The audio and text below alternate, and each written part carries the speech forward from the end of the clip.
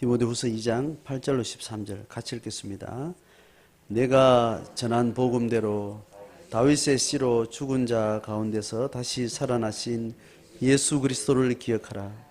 복음으로 말미암아 내가 죄인과 같이 매이는 데까지 고난을 받았으나 말씀은 매이지 아니하니라. 그러므로 내가 택함 받은 자들을 위하여 모든 것을 참음은 그들도 그리스도 예수 안에 있는 구원을 영원한 영광과 함께 받게 하려 함이라. mit보다 이 말이여 우리가 주와 함께 죽었으면 또한 함께 살 것이요 참으면 또한 함께 왕노릇할 것이요 우리가 주를 부인하면 주도 우리를 부인하실 것이라. 우리는 미쁨이 없을지라도 주는 항상 미쁘시니 자기를 부인하실 수 없으시리라. 아멘.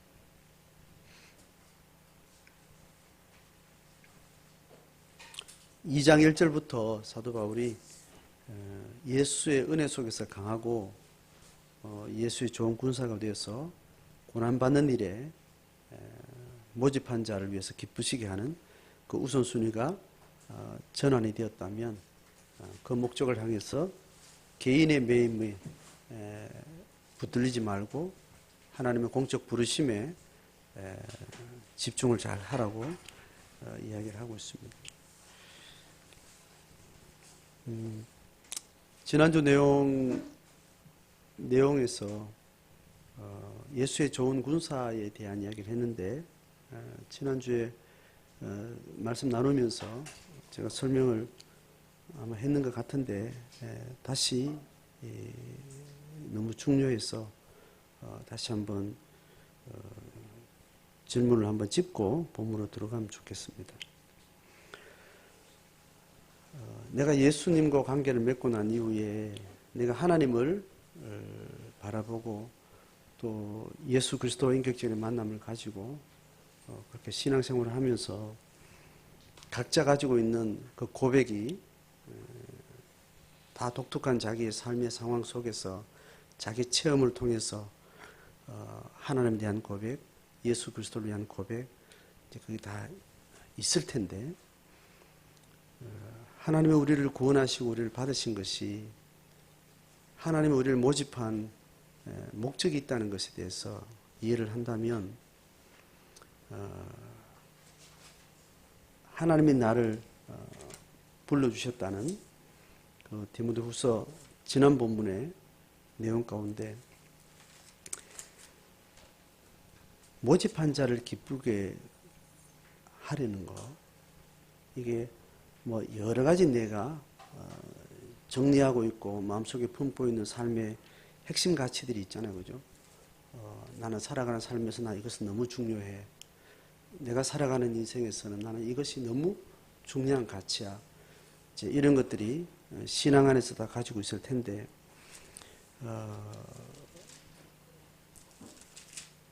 그 여러 가치 중에 하나가 아니라 모든 것에 중요한 여러 강론을 포함한 하나님 나를 부르셨다는 신앙 고백을 근거로 해서 하나님 나를 모집했다는 것에 대해서 자기 점검이 있어야 됩니다. 그리고 내 삶은 모집한 자의 목적에 내 모든 전 삶은 거기에 종속된다. 내 삶의 절대적인 내 삶의 가치는 하나님 나를 부르신 그분의 기쁨을 위해서 나는 살아간다.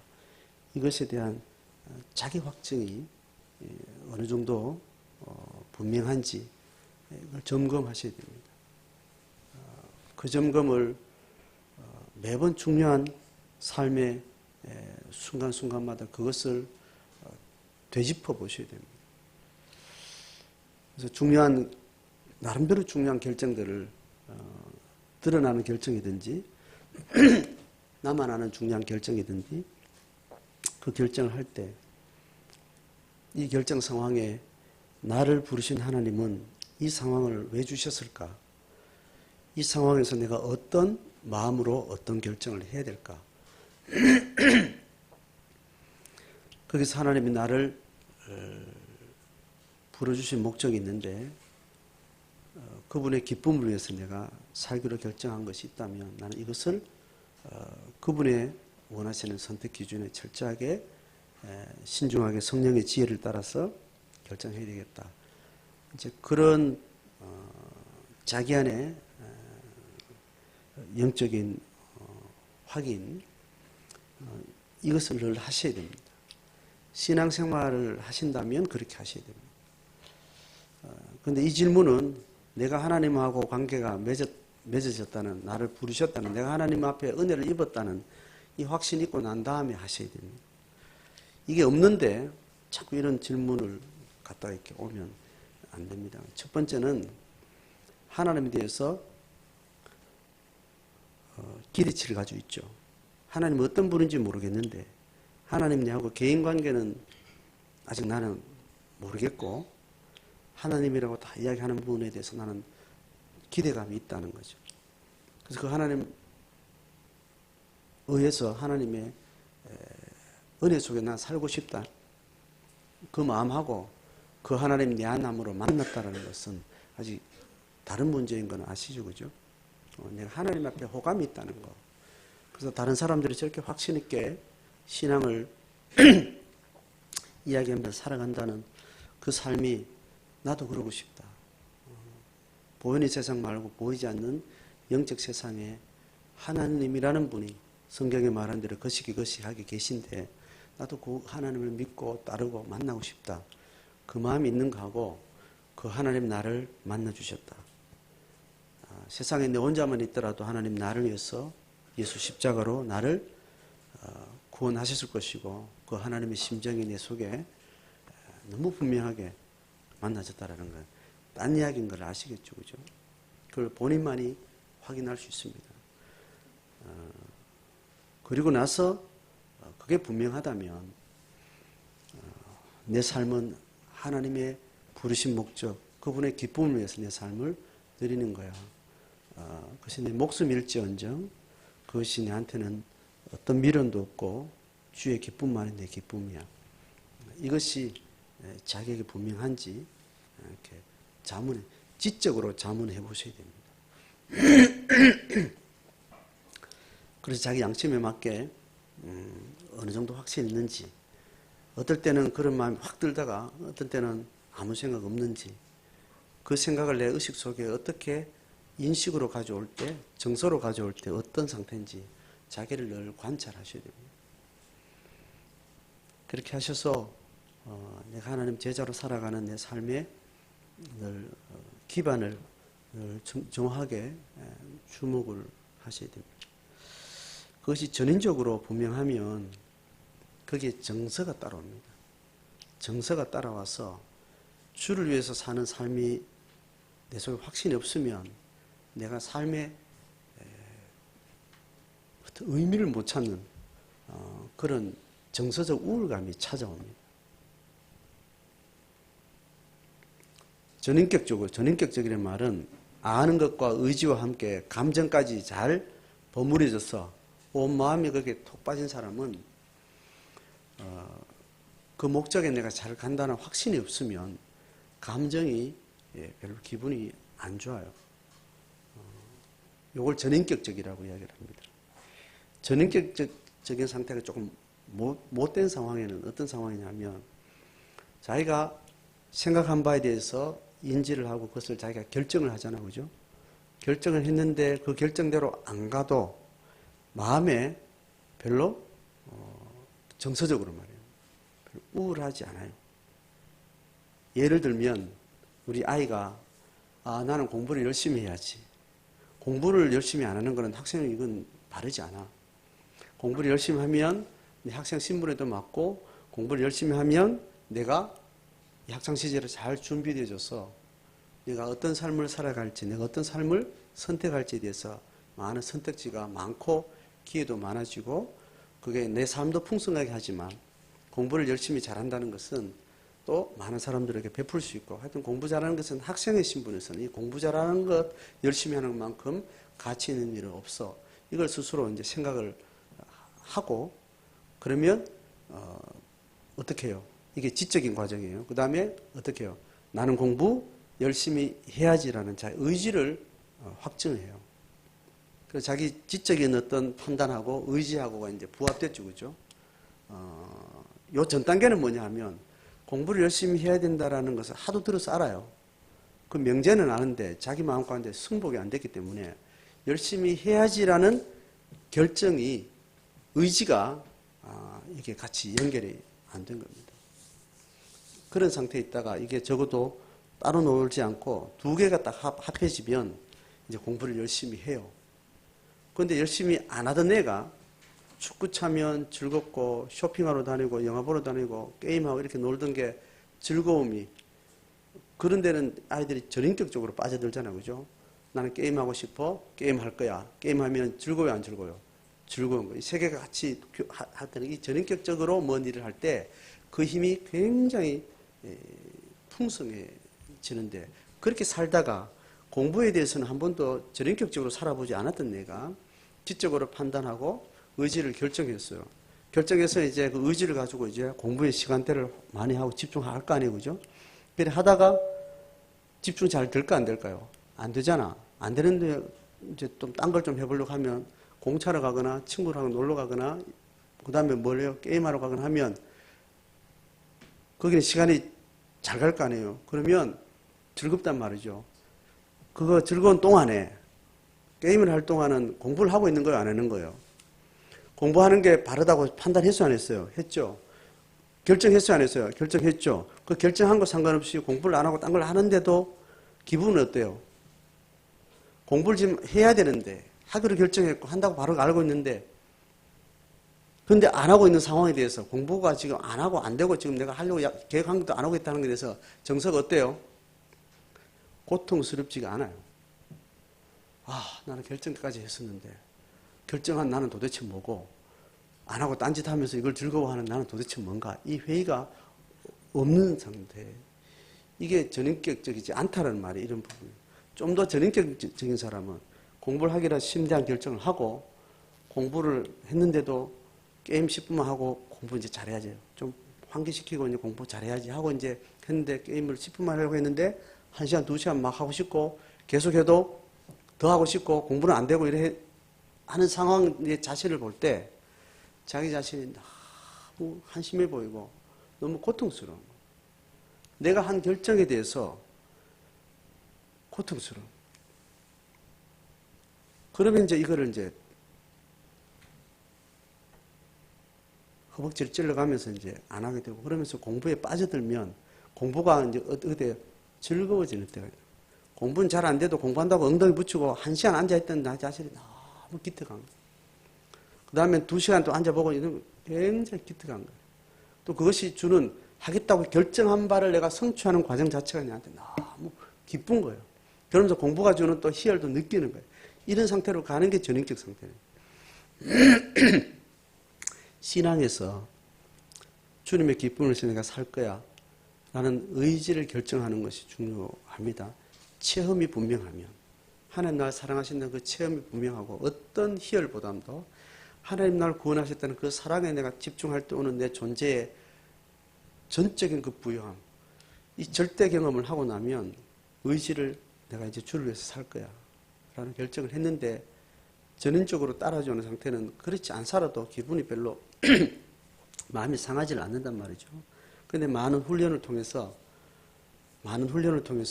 하나님께 헌신하는 그 즐거움을 아는 사람은 하나님 위해서 내가 사는 어떤 그런 자기 확신이 안 드는 일 속에 시간을 들이고 있을 때 너무 무기력해지는 경험을 한다는 말입니다. 여기까지 이해가 되시죠? 그죠? 이런 자발성 하나님 나를 여기 부르셨고 내가 이 일을 하는 동안 노동을 하는 동안 애를 키우는 동안 직장에서 돈 버는 동안 누구를 만나는 동안 어떤 일을 하는 동안 하나님이 여기를 보내셨고 내가 하나님을 기쁘시게 하는 삶에 적어도 이 공간 이 시간은 그러니까 부합된다는 자기 정리가 됐을 때 드디어 거기에 몰입이 되어지고 그 일에 의미를 느끼고 그렇게 되는 거죠. 이런 것이 없는 생활들이 공허하게 느껴지는 이런 마음들이 이제 생기는 거죠. 사도 바울이 예수의 좋은 군사라는 것은 첫 번째 뭡니까? 자기 생활에 얽매이지 않는 겁니다. 하나님의 공생의 가치와 연결되지 않는 자기 사생활은 재미가 없어서 그건 다 그냥 버리고 싶은 거죠. 그래서 하나님의 부르심의 의미에 합당한 것을 할 때 자기 생활을 미루고 거기에 마음을 두게 되는, 그게 좋은 제자라고 이야기를 하는 거고, 그 이유는 뭐냐 하면 사생활을 가볍게 버릴 수 있는 이유는 뭐냐 하면 공생활에 부르신 하나님의 목적이 내 마음 전인격이 거기에 집중하기 때문에 그렇다는 거예요. 좋은 군사가 되는 것은 하나님이 자기 생활에 매이지 않는 게 첫 번째가 아니고, 하나님이 나를 부르신 것에 대해서 그분의 기쁨이 뭔지를 내가 알고 그 기쁨에 내가 전인격적으로 거기에 동참하고 있는지를 자기를 잘 돌아보는 것이 중요합니다. 그 다음에 내 생활을 하나님 앞에 맡기고 하나님이 기뻐하시는 일에 내가 더 집중하고 헌신을 하게 되는 거죠. 이거를 자기 스스로를 잘 돌아보고 점검하고 또 그것을 또 하나님 앞에 가져가고, 이런 되묻는 과정, 이것이 우리한테 너무 중요합니다.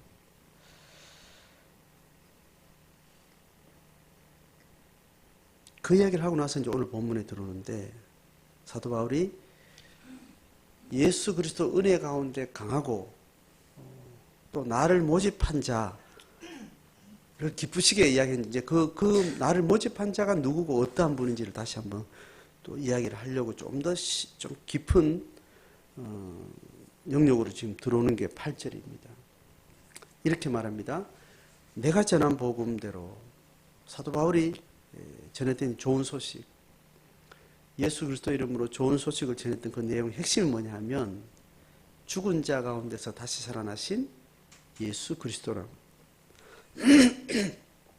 근데 앞에 다윗의 씨라는 말은 지금 사도 바울이 전도하고 있는 이 전도의 이 초대교회 상황에 새롭게 안 믿는 사람이 예수 복음 운동에 막 일어나는 상황이 있고, 구약의 전통 가운데 유대인들의 아직까지 예수가 하나님 메시아라는 것이 받아들이지 않는 사람이 태반인 가운데,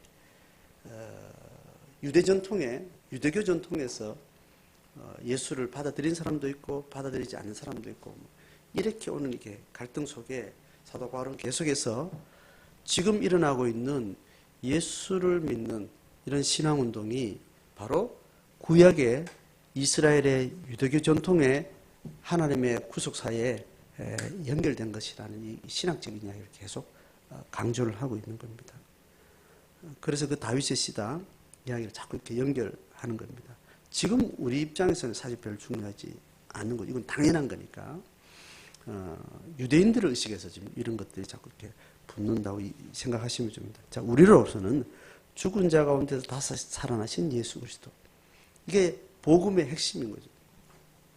복음을 위해서 살고 복음 전하기 위해서 살고, 그런 가운데 고난받은 사도 바울과 디모데의 지금 현재 문제는, 우리가 좋은 군사가 돼서 달려가는데 이 좋은 군사로서 이 막힌 매이게 되고 붙들리게 되고 절망적인 상황, 또 함께했던 사람들이 태반이 배반하고 다 부인하고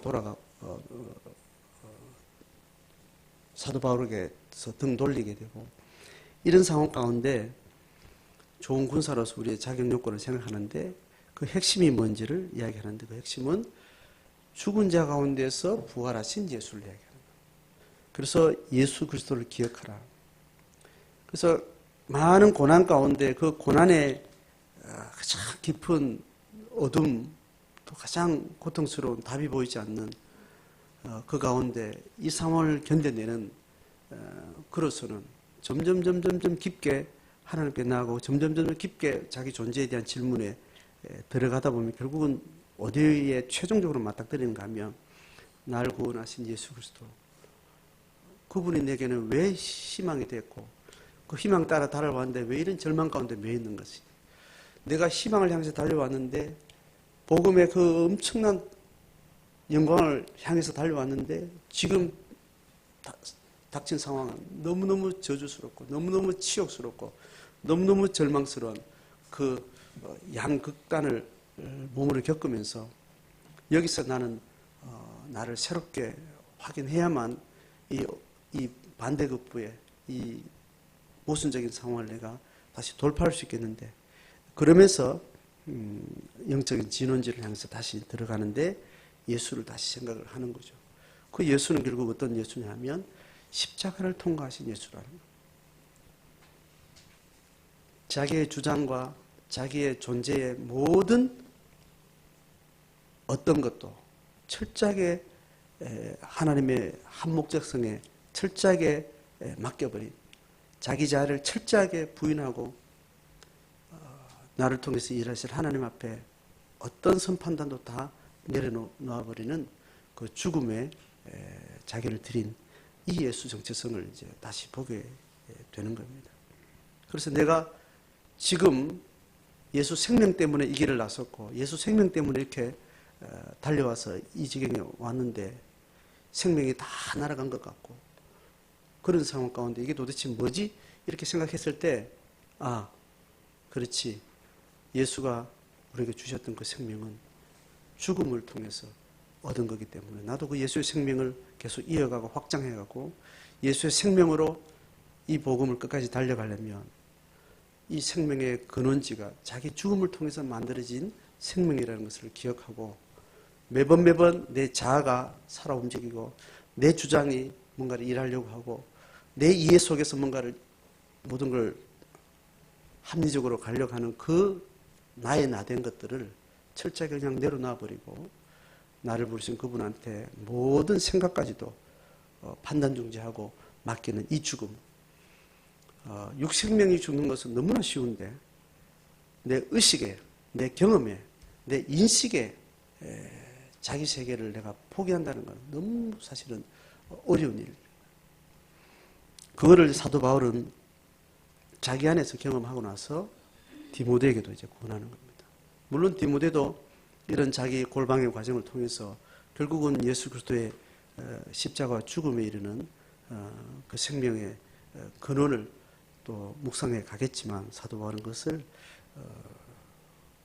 디모데에게 권하고 있습니다.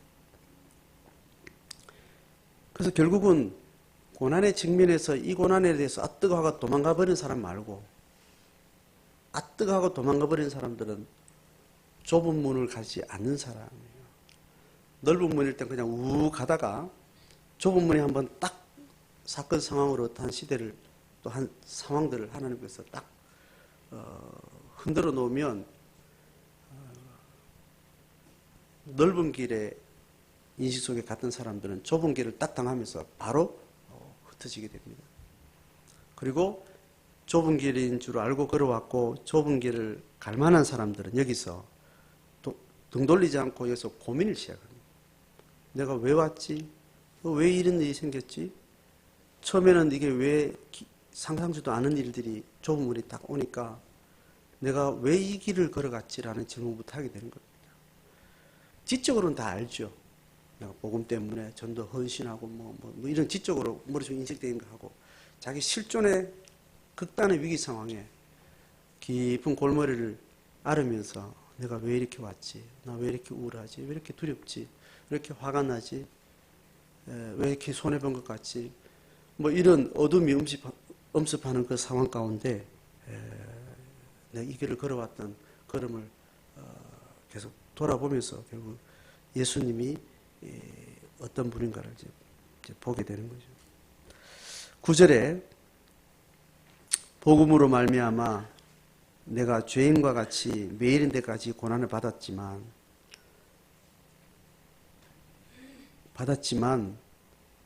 하나님의 말씀은 결코 매이지 않는다는 것에 대해서 확신을 하게 된 겁니다. 그렇지, 나는 이렇게 죽을 수도 있죠. 그렇지만 죽음을 통해서 만백성에게 복음을 주신 하나님은 나는 죽더라도 또 다른 하나님의 사람들을 통해서 하나님의 복음은 여전히 또 진행될 것에 대해서 확신이 생긴 겁니다. 하나님 내게 주신 몫은 여기서 감옥에서 순교당하는 것이 하나님이 내게 허락한 분복이구나. 이게 받아들여지고 내가 매여서 지금 이 교회가 다 무너질 것 같고 다 도망가고 없을 것 같은데 그건 내 착각이라는 생각을 자기 경험과 자기 인식의 틀이라는 생각을 하고 내가 상상할 수 없는 또 다른 하나님은 나를 통해서 역사하셨던 그것처럼 또 누군가를 통해서 다메섹 도상에서 나를 만나주시고 내게 영감을 주시고 또 그런 일은 반드시 하실 분에 대해서 다시 상상력을 가진 확신을 가진 고백을 하게 됩니다. 그래서 하나님의 말씀은 결코 매이지 않는다. 특별히 매이지 않는 것은 내 순교를 통해서 내 고난을 통해서 이 하나님의 말씀 사역은 또 한 번의 십자가를 경험하기 때문에 반드시 생명력 있게 또 한 번 부흥이 있을 것이다. 이 확신을 더하게 되는 거죠. 그래서 순교의 피를 통해서 하나님은 선교의 부흥의 마디마디를 일으켜 주셨던 그 선교 역사, 교회 역사도 같은 의미로 우리는 이해를 하는 거죠.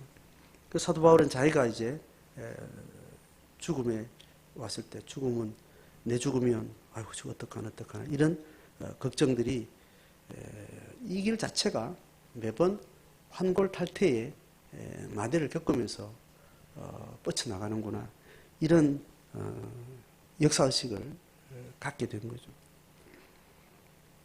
그 고백을 지금 계속 10절에 그러므로 우리가 확신을 이야기합니다.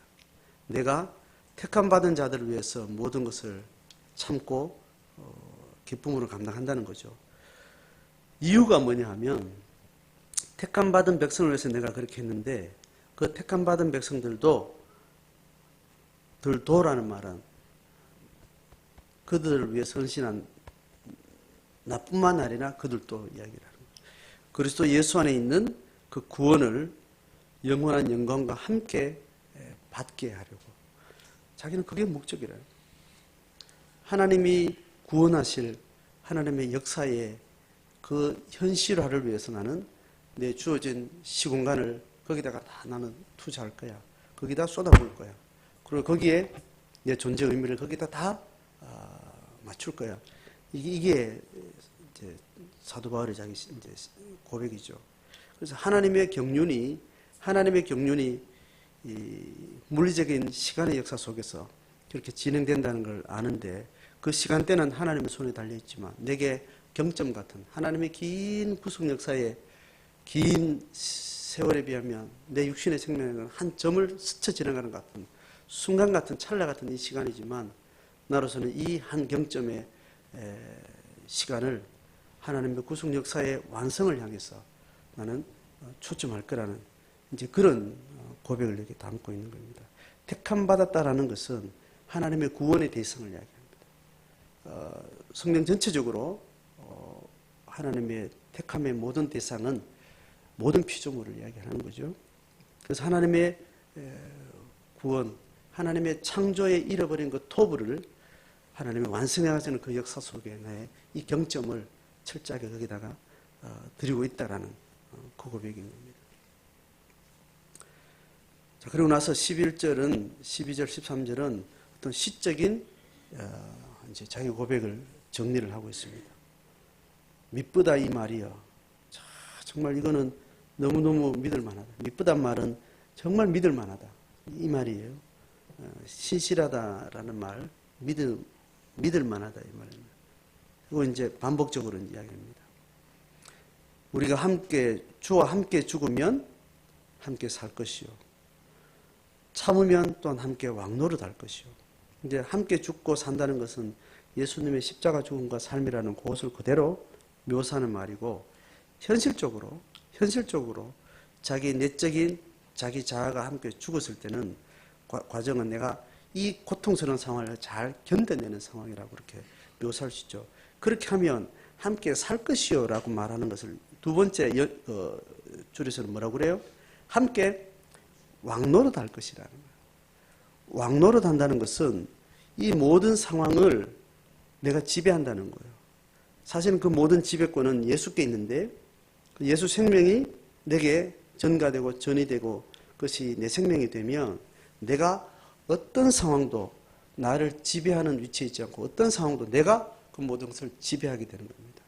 그래서 사도 바울이 임박한 자기 순교가 사도 바울의 마음을 지배하는 거예요. 그럴 것 같았는데 예수를 다시 기억하고 나니까 순교도 내가 가려고 하는 하나님의 복음의 사역에 순교도 하늘의 미랄처럼 쓰임받는구나. 그러니까 순교도 내 목적에 부합한 사건이 되는 겁니다. 내 목적이 순교라는 죽음 때문에 이게 좌절되는 게 아니고 내가 복음의 확장을 위해서 살아가는 삶에 내 순교도 이게 쓰임받는 목적의 과정이 된다는 거예요. 이것이 내게 기쁨이 되어지는 거죠. 받아들여지는 거죠. 그래서 어떤 것도 나를 지배해서 나를 흔들어서 어떤 것 때문에 내가 좋아하고 어떤 것 때문에 내가 슬퍼하고 이렇게 되지 않는다는 겁니다. 자기 위에 올라가서 모든 것을 예수의 통치 위에서 왕노릇한다는 말이 그 말입니다. 그렇게 얘기하고 나서 마지막에 또 바꿔서 이야기합니다. 뭐라고 합니까? 같이 12절 하반절 읽어봅니다. 시작. 우리가 주를 부인하면 주도 우리를 부인하실 것이다. 그러면 우리가 주를 시인하면 주도 우리를 시인한다면 그 말이죠. 그죠? 그런데 우리가 주를 부인한다. 이 말은 뭘 이야기할까요? 뭘 부인한다는 걸 말할까요?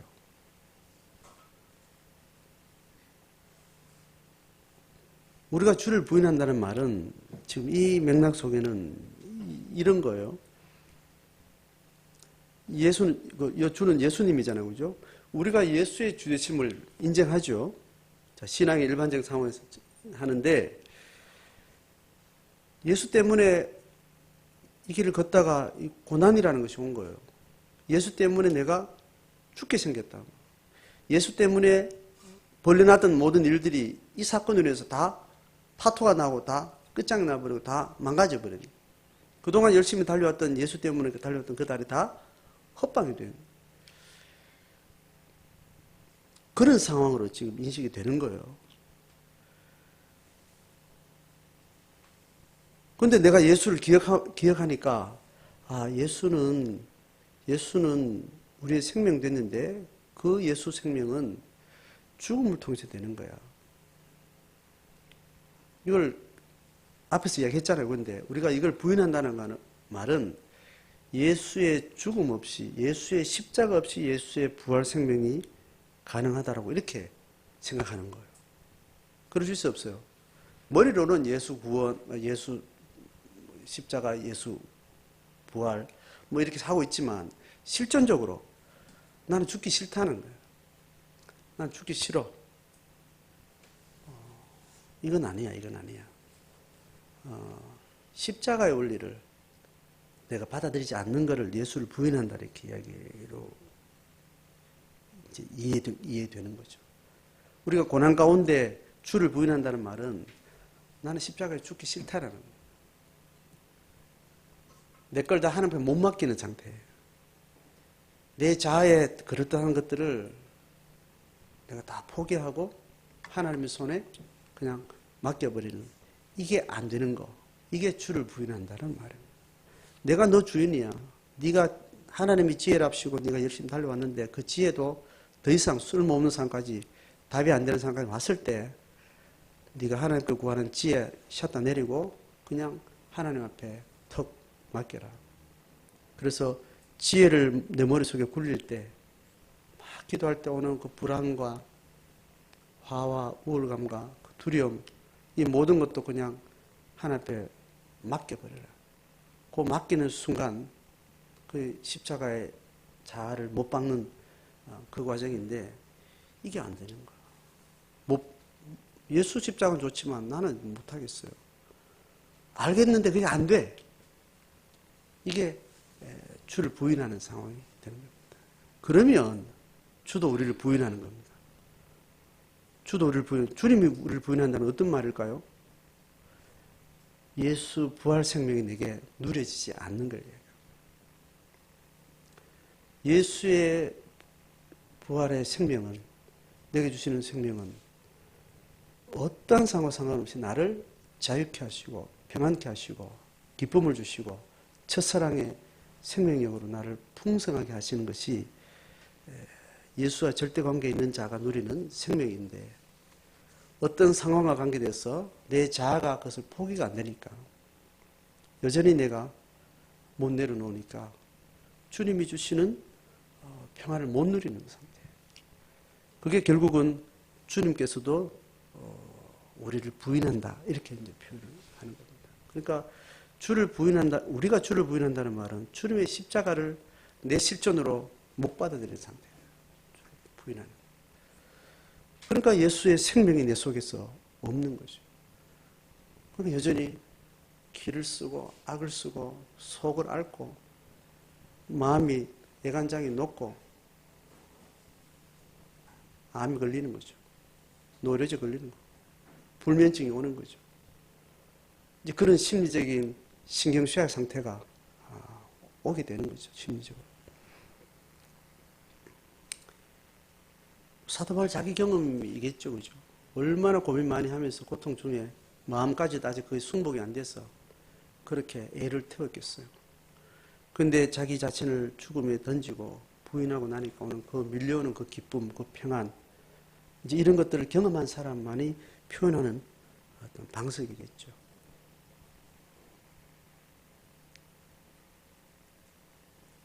자기를 전적으로 부인하고 하나님 앞에 턱 맡기는 것은 다 경험한 사람만 아는 것 같아요. 그런데 깊이 교제를 하면 이 기쁨을 아는 사람과 이 기쁨이 얕은 사람과 이 기쁨이 전혀 없는 사람, 그런 깊은 그 사람의 내면과 삶의 상황 가운데 우리가 깊이 들어갈 때 보여지는 것 같아요. 본인이 가장 알겠죠, 그죠? 이 경험.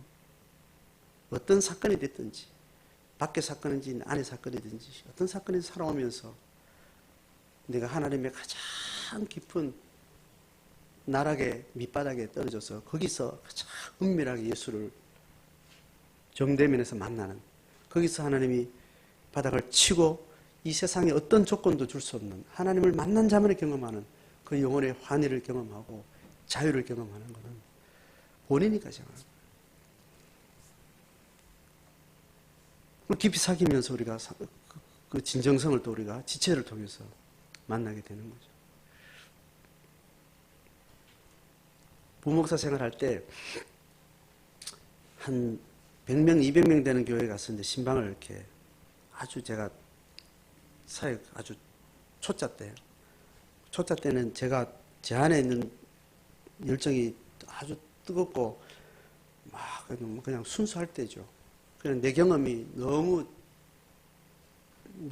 감당이 안 돼서 뭐 사역을 하고 이렇게 하잖아요, 그죠? 내 안에는 너무 내 나름대로 경험은 그 하나는 너무 풍성함이 이렇게 아직 찰 때인데, 이제 신방을 이렇게 하면서 처음에 다녔던 이제 수백 명 되는 교회를 한 군데 두 군데 한 세 군데 정도 이렇게 경험했는데, 대부분 어른들이 상처에 찌들어 있고 악하고 교회에 찌들어진 세월 속에서 분도 있고 자기주장도 강하고 아주 냄새나는 사람이죠. 그 영혼 상태가 평균적으로 비교적 그랬다는 거예요. 나중에 이야기는 좀 큰 교회 말고. 그러다가 이제 부목사로 이제 교구 목사가 돼서 이제 한 500명 되는 교구를 맡아서 쫙 신방을, 사람이 쪽수가 많으니까 이제 정말 은혜 받은 사람의 그 정말 희한한 감정들이 이렇게 있는 거예요. 그 이야기 쭉 신방을 하는 중에 라이프 스토리를 쭉 이렇게 들으면서 꼭 내가 만난 하나님 같은 그 하나님을 만났다는 이제 고백을 이렇게 하는 사람을 만나면 그래 감격스럽더라고. 야, 그런 하나님을 만났구나. 이런 것들이 이렇게. 그러니까 그 사람의 삶에 깊이 이렇게 들여다 보니까 그 고백이 있는 사람은 그게 많이 있고 적게 이야기 아니에요. 그 만난 지가 오래돼서 지금은 막 힘들게 산다 하더라도 그 라이프 스토리를 듣는 동안 그 경험에 절대 경험 있는 사람은 그 경험을 있는 사람만이 말하는 있는 사람만이 표현하는 진정성의 전달이 있더라는 거죠. 그것이 참으면 또한 왕노릇 한다는 것.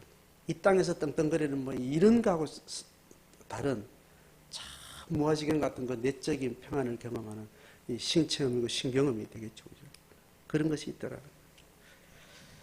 지금 사도 바울이 지금 이 부분은 굉장히 깊은 이야기를 지금 하고 있는 겁니다. 13절. 우리는 미쁨이 없을지라도 주는 항상 미쁘시니 자기를 부인할 수 없으리라.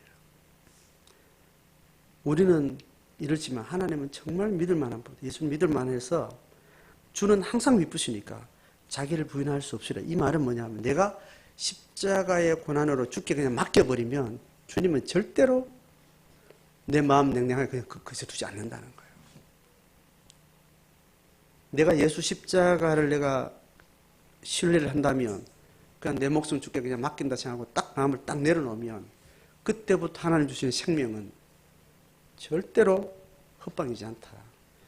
절대로 자기를 부인 안 하실 것이다. 자기 생명을 그대로 내한테 다시 부어주실 것이다. 이제 그 고백, 자기 체험에 근거한 거겠죠. 이 기쁨은 오늘 지금 사도 바울이 이야기하는 이 기쁨은 예수의 기쁨, 하나님의 경륜을 향해서 고난의 길을, 좁은 길을 통과하는 사람들만이 그들의 그 사연을 통해서 맞이하는 기쁨이에요. 오늘 이 간증이 왜 이렇게 감질나는가 하면 하나님의 한 목적성에, 부름받은 자의 한 목적성의 그 세계관과 그 제자도에 대해서 전투적으로 교회가 집중하지 않기 때문에.